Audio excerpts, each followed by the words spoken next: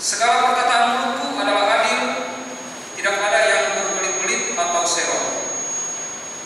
Semuanya itu jelas bagi yang cerdas, lurus bagi yang berpengetahuan. Terimalah didikanku lebih daripada perak, dan pengetahuan lebih daripada emas pilihan.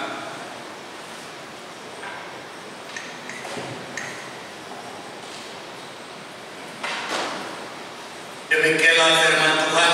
Yesus berkata, yang berbahagia ialah mereka yang mendengarkan firman Allah dan yang mengerjakannya. Haleluya.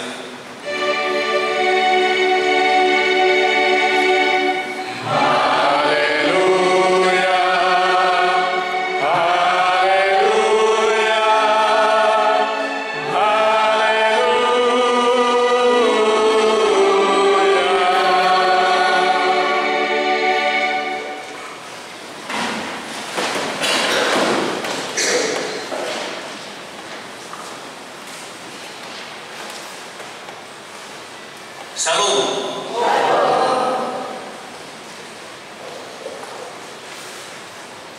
Saya mau bertanya dulu.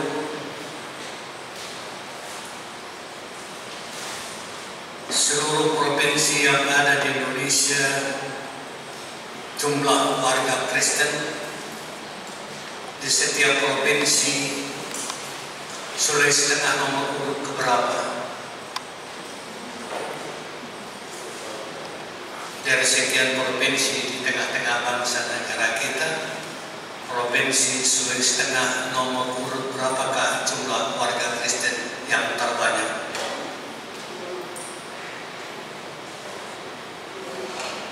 Ya, harus diikuti itu. Sulawesi Tengah adalah nomor urut ke-16.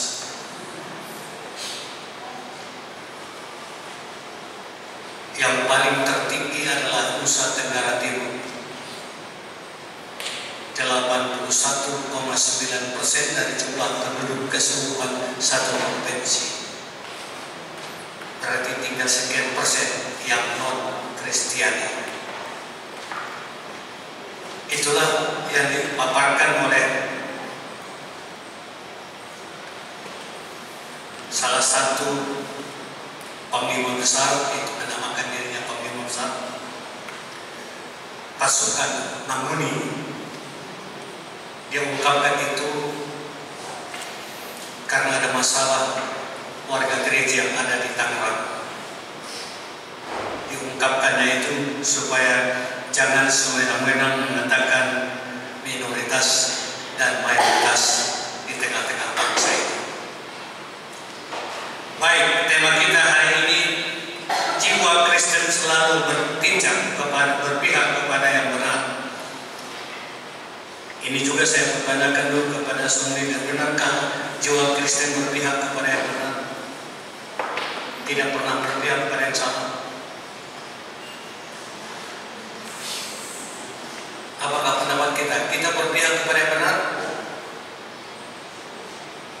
Orang Kristen, jiwa orang Kristen itu berpihak kepada yang benar atau berpihak kepada yang salah? Ya, pasti berpihak kepada yang benar. Tidak ada orang berpihak kepada yang salah. Tapi mengapa kadang orang Kristen itu mengaminkan yang salah pun diaminkannya?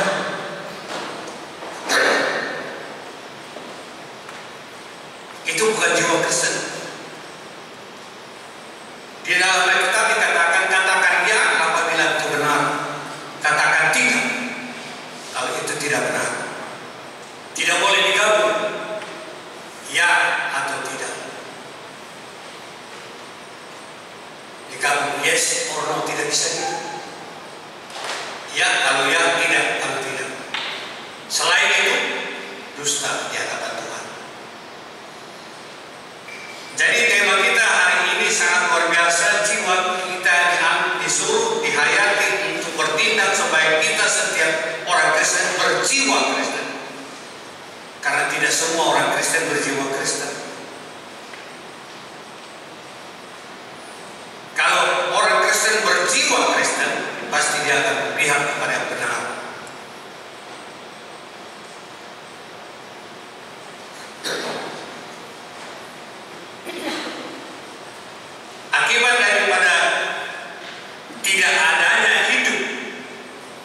kejiwaan itu dalam umat Kristiani, sehingga kadang-kadang umat Kristiani bimbang mengambil satu keputusan membela yang mana, apakah membela yang ini atau membela yang kiri atau yang kanan, karena tidak mempunyai jiwa kekristenan yang sangat luar biasa.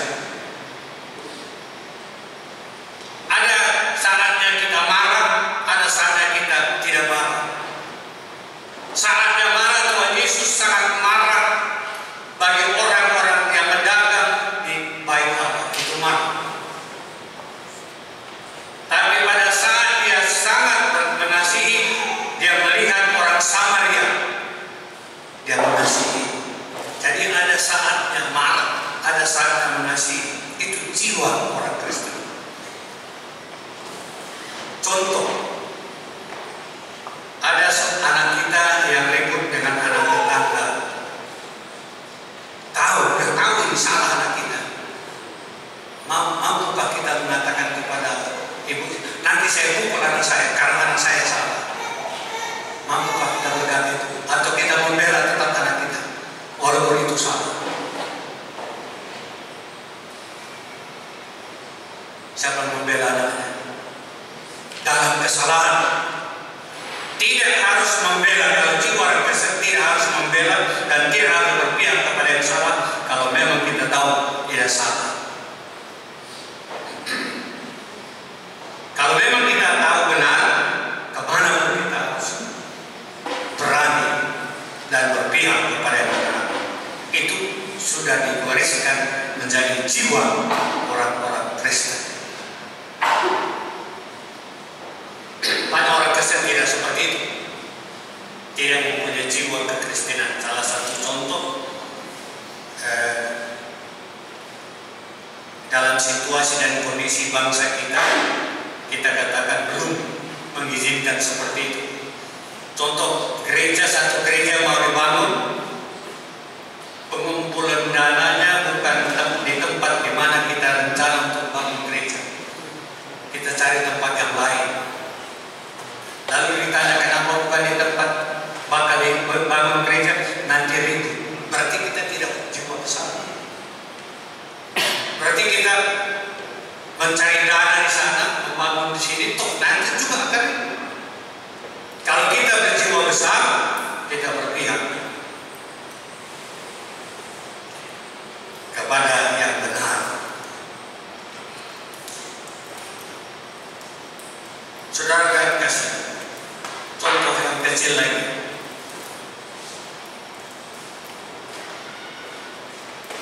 Bertetangga, kalau kita sudah tidak senang dengan tetangga kita, apanya pun kita tidak senang, jelasin. Apakah kucingnya yang lewat, ataukah anjingnya yang lewat, atau ayam, semua kita tidak merasa senang kalau kita sudah dongkol kepada tetangga. Demikian juga mereka dongkol terhadap kita apapun. Akhirnya apa? Ayam kita nyebrang ke rumahnya karena dia dongkol sama kita. Dia tangkap itu ayamnya, dia perintir leher ayam seolah-olah dia merasa bahwa dia perintir leher kita. Dia buang lagi ke rumah kita, menyatakan bahwa ini salah satu bukti bahwa aku sangat dongkol kepada itu ayam mati. Datang orang Kristen yang sebelah ini, dia tidak emosi. Dia ambil ayam yang sudah diperintir lehernya, mulai dia ambil semua bulunya, dia goreng, dia antar lagi ke sebelah. Maukah ibu itu menerima ayam yang digoreng itu? Mau, karena itu makanan. Itu jiwa orang Kristen, dia tidak dendam. Dia goreng lagi, dia antar lagi di sana. Ada apa ini bu? Iya, ada ayam tadi mati nih. Ayam saya, jadi saya goreng. Dalam hati ibu tadi, ayam yang saya perintir. Tapi nggak apa-apa, karena sudah digoreng, dimakan aja. Itu jiwanya tidak jiwa Kristiani. Jiwa tetangga yang di sini tadi, jiwa Kristen. Dia tidak merasa dendam, dia tidak merasa iri dan dengki. Dia atur sedemikian rupa ayam yang diperintir itu, digoreng yang enak dan diantar ke sekolah. Itu jiwa orang Kristen. ada emosi. Sehingga Tuhan katakan, apabila engkau ditempel sebelah kiri, berikanlah sebelah kanan. Itu orang jiwa Kristen. Siapa yang berani? Siapa yang mau? Kalau ada yang tempel kita, masih mau kan? Kita kasih yang sebelah kanan.